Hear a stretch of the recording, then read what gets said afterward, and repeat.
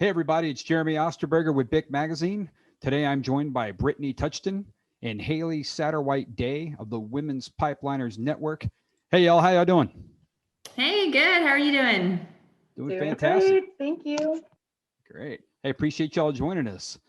So, we're talking about women in the midstream, and I wanted to talk a little bit about what's going on at the Women's Pipeliners Network. For folks that don't know, Brittany, I'll start with you. Yeah. Describe the organization and why is the group put together? Yeah, so we're a Houston-based networking organization for women specifically in the pipeline network.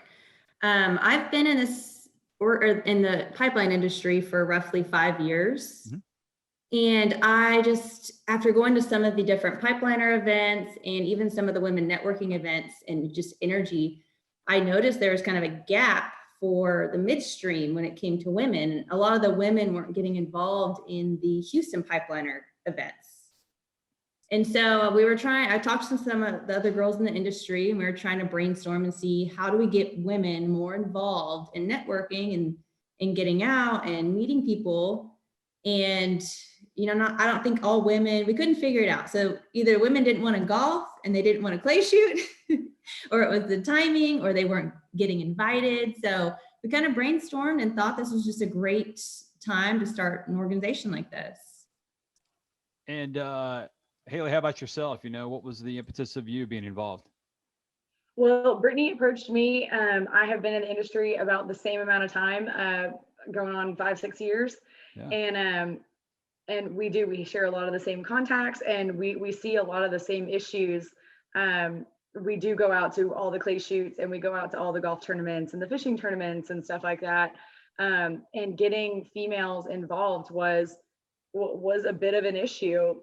And we couldn't really put our finger on it, but like, was it, do they just not feel comfortable? Like, and I do remember a lot of operators and stuff of like talking to us and saying, I don't know how, whatever.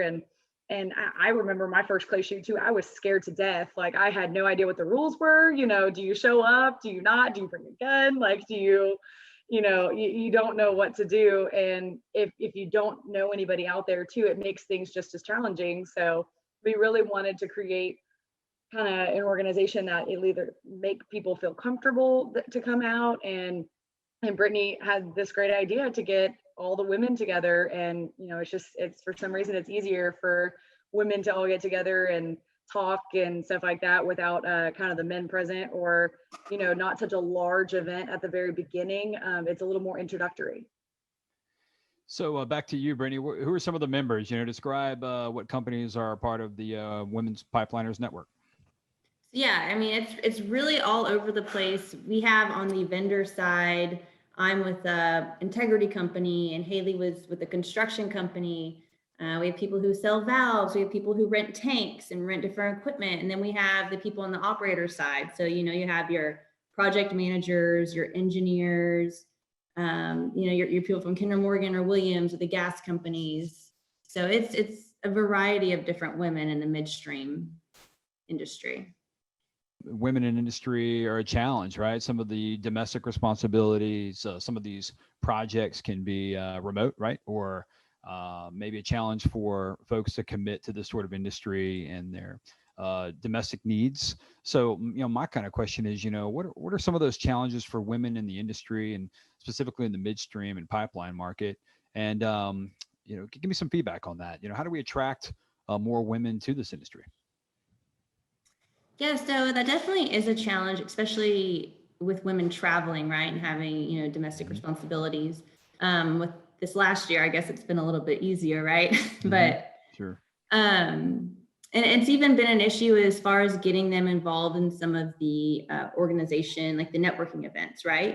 People have responsibilities during the day at work, and then they can't always take off in the evening to come attend these events, right? Right. So it's definitely been a challenge, but I feel like over the last several years, there's been a lot more women entering the pipeline industry.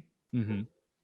Yeah, I mean, there definitely has been a lot more people and women specifically coming out and doing these events and stuff, as well as I think a lot of this is, a lot of more women are going into the engineering field. A lot more people are going into, the pipeline and I see a lot more female welders. Like, Mhm. I think it's just become a little bit more open of an industry. You kind of saw that with pharmaceuticals for a while too. There wasn't many females in pharmaceuticals, and now there are. And then, I think we're slowly heading that way. It's more diverse than it was before.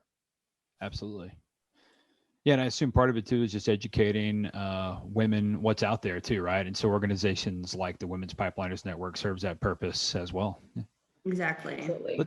Let's dig into some of your events. Describe some of them, and if someone wants to come out, what can they expect?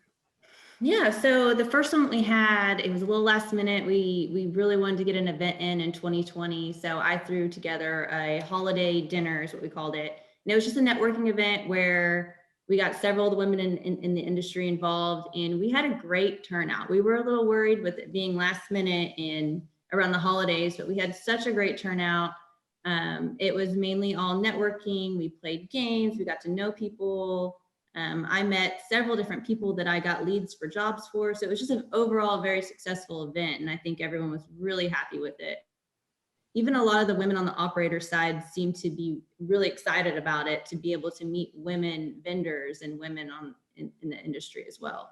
Our next event coming up is going to be at Heights Beer Garden, and it's February 18th. And it's also a networking event. It's kind of our kickoff for the year.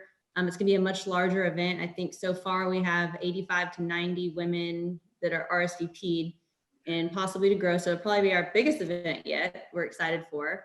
But yeah, just a networking event to introduce everyone and try to get people more involved in the industry.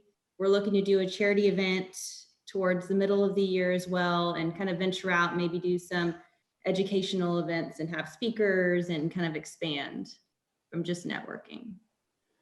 Very cool. We'll certainly carry the message if y'all need us to. Thank you. And look Absolutely.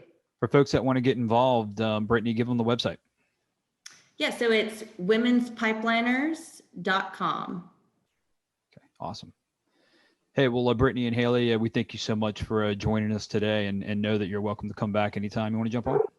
Thanks so much for having us. We appreciate Yeah, it. thanks so much for having us. And as always, we're most grateful to our audience.